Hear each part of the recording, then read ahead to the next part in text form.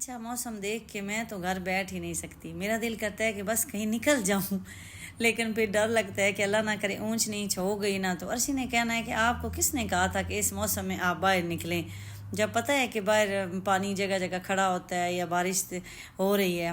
और अभी रोड तो बिल्कुल क्लियर थे और आज रश भी कम था। मेरे माइंड में ये भी चीज़ थी कि रश आज नहीं होगा, क्योंकि आज मोस्टली ऑफिस में और साइड्स पे भी छुट्टी थी, क्योंकि सारा दिन ही बारिश होती रही है। लेकिन अभी तो मेरे पास एक बहाना था कि सलार का ट्यूशन छोड़ना है, तो चले मैंने कहा वो छोड़ लेती हूँ।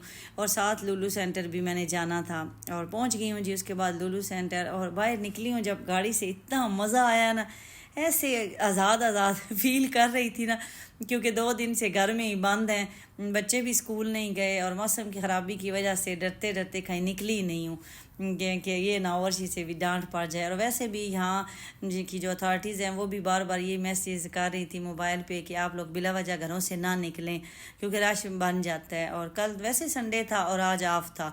तो अभी जी मैं पहुंच गई हूँ लुलू सेंटर, और यहाँ मैंने अपनी दी हुई थी चेन रिपेयर करने के लिए गोल्ड की, तो वो मैंने पिक करनी थी। काफ़ी दिनों से वो मुझे कॉल कर रहे थे कि वो आपकी रेडी है तो आके ले जाएं। तो आज मैंने कहा चलें ये काम भी कर ही आती हूँ। तो काफ़ी मुझे कमेंट आते हैं कि आप गोल्ड के बारे में इंफॉर्मेशन दें कि दुबई में इनका गोल्ड जो है वो बड़ा फेमस है और यहाँ से अच्छा मिलता है गोल्ड। इसमें कोई शक नहीं कि बिल्कुल जैसे वो कहते हैं ना खालिस गोल्ड वो मिलता है दुबई से। और ये मैं मलबार गोल्ड की शॉप पे आई हूँ, यहाँ ही मैंने रिपेयर करने के लिए अपना दिया हुआ था। मज़े की चीज़ ये है कि जब आपकी कोई चीज़ टूट जाती है, ख़राब हो जाती है, या आपने इवन के सिर्फ आपने उसको वॉश करवाना है, कई दफ़ा हम कहते हैं कि आइटम फ्रेश हो जाएगा, तो ये फ्री ऑफ चार्ज करके देते हैं जिस ब्रांड से आपने ख़रीदा हो। तो मेरा मलबार का था, तो मेरी चेन जो थी ना वो टूट गई थी। तो मैंने इन्हें कहा कि मुझे रिपेयर करके दें। वो अंदर से ना उसकी ऐसे लेयर्स बनी हुई थी, वो अलग-अलग हो गई थी, वैसे नहीं टूटी थी। तो इन्होंने कहा ठीक है 10-15 दिन लगेंगे। तो फिर जब अब रेडी हो गई है तो उन्होंने मुझे कॉल किया है, तो कोई चार्जेस ये लोग नहीं लेते। तो ये मज़े की बात है। उसके बाद ये जब आप दुबई से गोल्ड ख़रीदते हैं तो इसके ऊपर अगर आप विज़िट पे हैं तो आपका वैट जो है ना टैक्स वो रिफ़ंड हो जाता है। हम चूँकि रेजिडेंट हैं, यहाँ के रहने वाले हैं, तो हमें रिफ़ंड नहीं होता, हमें वैट टैक्स देना पड़ता है। तो जो रिफ़ंड होता है ना वो एयरपोर्ट जाके होता है कि आपने एक दफ़ा जिस शॉप से गोल्ड ख़रीदा है वहाँ से आप ख़रीदने के बाद उनसे आप बिल बनवाते हैं अपना पूरा डेटा दे के, पासपोर्ट की कापी कि आप यहाँ विजिटर आए हैं, विजिट वीज़ा की वो कापी लेते हैं। उसके बाद आप एयरपोर्ट से इसको रिफ़ंड करवा लेते हैं। और आई थिंक 85-90% टैक्स भी रिफ़ंड होता है, उसमें से 10% कुछ डिडक्ट होता है। मुझे सही एग्जैक्टली नहीं पता, 10 है या 15 है, मैक्सिमम इतना है। बाकी आपका जो वैट होगा ना टैक्स वो रिफ़ंड हो जाता है। मुझे काफ़ी सिस्टर ने कमेंट किया कि आप बताएं कि गोल्ड के बारे में इंफॉर्मेशन दें। उसके बाद जब भी आप गोल्ड ख़रीदें ना, आप यहाँ एक चीज़ याद रखें कि जब आप गोल्ड लेने जाएं तो सबसे पहले आपको जो चीज़ पसंद आए आप उसकी ओरिजिनल कीमत पूछें कि इसका वज़न कितना है। उसके बाद आप पूछें कि आपने मेकिंग चार्जेस कितने लेने हैं।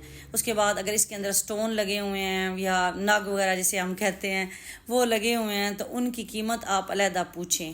उसके बाद वैट आप अलहदा पूछें।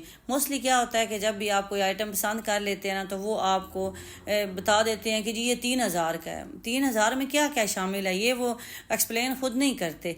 तो इसलिए आप उन्हें कहें कि मुझे जी जो गोल्ड है ना उसकी असल प्राइस बताएं। फिर आप रेट पूछें कि आज गोल्ड का रेट क्या है, उसके हिसाब से ख़ुद भी फॉर एग्जांपल अगर 6 ग्राम या 8 ग्राम की चीज़ है, यहाँ ग्राम में गोल्ड मिलता है। हमारे यहाँ जैसे पाकिस्तान का मुझे पता है कि वहाँ हम तोले या माशे में चीज़ लेते हैं, तो यहाँ जो तोला बनाते हैं वो 11 ग्राम का तोला बनाते हैं और आई थिंक पाकिस्तान में 12 ग्राम का बनाते हैं, ये 11 ग्राम का तोला बनाते हैं। तो यहाँ ग्राम में आपको चीज़ मिलेगी। तो जितने ग्राम की आप चीज़ लेते हैं पहले उसकी असल कीमत देखें। फॉर एग्जांपल अगर 200 दिरहम पर ग्राम है, इससे ज़्यादा कीमत है, लेकिन अगर फॉर एग्जांपल 200 दिरहम पर ग्राम है तो आप 200 को मल्टीप्लाई करें 6 ग्राम से, 6 ग्राम का आप चीज़ ले रहे हैं। उसके बाद आप इसे उन्हें कहें कि जी इनकी मेकिंग चार्जेस बताएं, मीन बनवाई बताएं। जिस तरह हमारे यहाँ पाकिस्तान में पॉलिश वगैरह के लेते हैं ना, यहाँ वो पॉलिश वाला सीन नहीं होता, तो वो आप उनसे पूछें।